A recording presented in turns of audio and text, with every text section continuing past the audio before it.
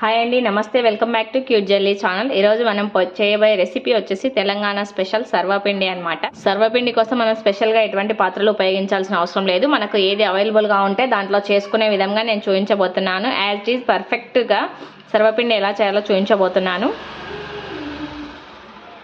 అదేవిధంగా ఆ టేస్ట్ కానీ టెక్స్చర్ కానీ క్రిస్పీనెస్ కానీ ఎక్కడ మనకి తగ్గకుండా యాజ్ ఇట్ ఈజ్ మనం ట్రెడిషనల్ వేలో సర్వపిండి అనేది చేసి చూపించబోతున్నాను. ఈ వీడియోని ఎక్కడ స్కిప్ చేయకండి. ఈ విధంగా ఒక మిక్సీ బౌల్ తీసుకున్నాను. ఇందులోకి ఒక కప్పు వచ్చేసి పొడి బియ్యం పిండి తీసుకుంటున్నాను నేను.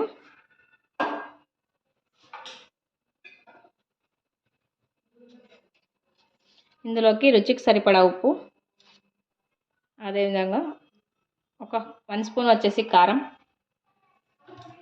ఉప్పు కారం యాడ్ చేసిన తర్వాత చిన్నగా కట్ చేసుకున్న ఉల్లిపాయ ముక్కలు, ఒక 2 స్పూన్లు నువ్వులు, 2 స్పూన్లు పల్లి ఇలా చెక్కు తీసి కచ్చాపచ్చగా చేసి పెట్టుకున్నాను. కొత్తిమీర, కరివేపాకు, పచ్చిమిర్చి, జీలకర్ర వీటన్నింటిని మనం పిండిలోకి యాడ్ చేసుకోవాలి. అదేవిధంగా పచ్చిశనగపప్పు వచ్చేసి ఒక 2 స్పూన్స్ యాడ్ చేసుకోవాలి. పచ్చిశనగపప్పును కూడా నేను ఒక 1 అవర్ ముందుగా నానబెట్టేశాను.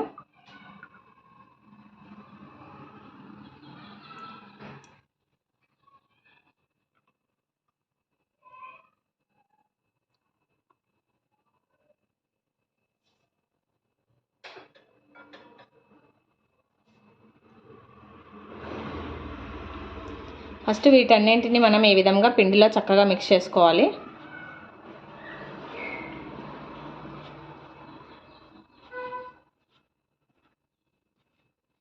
ఇప్పుడు కొద్దిగా మనం తగినన్ని వాటర్ పోసి మరి గట్టిగా కాకుండా పల్చగా కాకుండా కాస్త సాఫ్ట్ పిండి ముద్దలాగా మిక్స్ చేసుకోవాలి.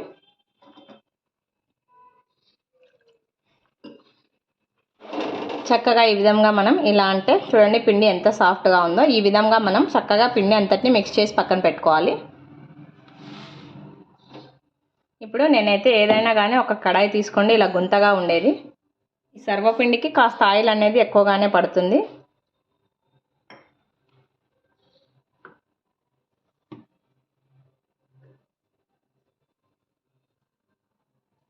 ఈ విధంగా ఒక చిన్న ముద్దలాగా పిండి చేసి తీసుకోవాలి. ఈ పిండి ముద్దని ఇక్కడ ఆయిల్లో ఇలా పెట్టేసుకొని చక్కగా మనం ప్యాన్ అంతటికి బాగా స్ప్రెడ్ చేసుకోవాలి.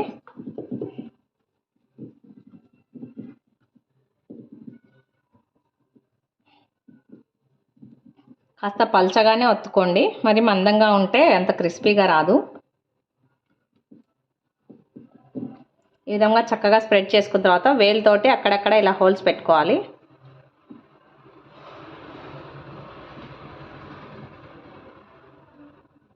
కదా, ఈ ప్యాన్ మనం పక్కన పెట్టేసుకుందాం.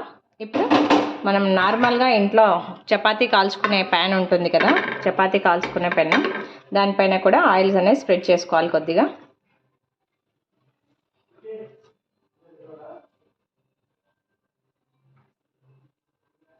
మళ్ళీ ఈ విధంగా ఒక పిండి ముద్దను తీసుకోవాలి. మనం ఇలా బాగా స్ప్రెడ్ చేసుకోవాలి.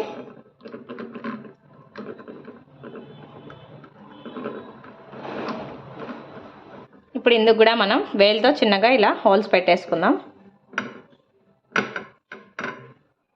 నేనైతే ఇలా 2 సైడ్స్ పెట్టేసి మంటని ఖచ్చితంగా సిమ్లోనే పెట్టుకోవాలి.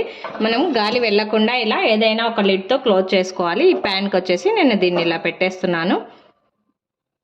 2 లిడ్ క్లోజ్ చేసి మనం ఒక 5 నుండి 10 నిమిషాలు అది కూడా ఖచ్చితంగా సిమ్లోనే పెట్టి ఉడికించుకోవాలి.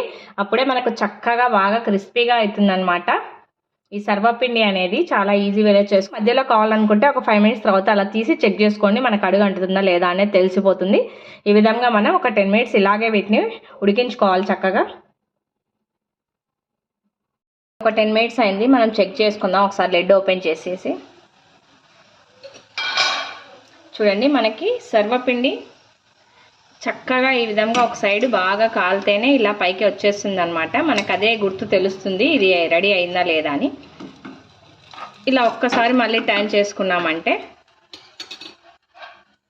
సరిపోతుంది. ఇలా టర్న్ చేసి ఒక 2 నిమిషాలు చాలు, ఎక్కువ అవసరం లేదు.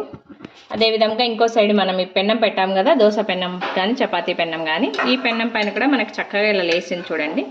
దీన్ని కూడా మనం ఇలా టర్న్ చేసుకోవాలి. టర్న్ చేసుకొని ఇది కూడా మనం లిడ్ క్లోజ్ చేసి ఒక 2 నిమిషాలు, ఎక్కువ టైం అవసరం లేదు, 2 నిమిషాల తర్వాత చెక్ చేసుకుందాం. ఈ విధంగా మనం ఒక 2 నిమిషాల తర్వాత చెక్ చేసుకుందాం. చూడండి, ఈ విధంగా మనం చెక్ చేసుకున్నట్టయితే సర్వపిండి మనకు చక్కగా బాగా ఫ్రై అయిపోయింది. ఇక్కడ ఆయిల్ కూడా మనకి ఇంకా మిగిలింది చూడండి, ఎక్కువ ఆయిల్ కూడా పట్టుకోదు, చాలా ఈజీ వేలో చేసుకోవచ్చు. ఇలా అయినా చేసుకోవచ్చు. ఇది కూడా మనకి పర్ఫెక్ట్గా రెడీ అయిపోయింది. ఇప్పుడు మనం ఈ దోశ పెనం మీద చేసిన సర్వపిండిని కూడా చెక్ చేసుకుందాం. ఇదిగో ఇదైతే మనకు షేప్ ఇలా వచ్చింది. ఇది కాస్త గుంత ఉన్నందుకు ఇలా వచ్చింది. మనకు ట్రెడిషనల్ వేలో అయితే ఇలా చేసేవాళ్ళు. మనం ఇలా ఇబ్బంది అనుకుంటే హ్యాపీగా ఇలా ఫ్లాట్గా అయినా చేసుకోవచ్చు, ఏం పర్వాలేదు. చాలా సింపుల్ ప్రాసెస్ అండి. తప్పకుండా అందరూ ట్రై చేయండి. రెసిపీ కనుక మీకు నచ్చినట్లయితే లైక్ చేయండి, షేర్ చేయండి, తప్పకుండా అందరూ సబ్స్క్రైబ్ చేయండి. Thanks for watching.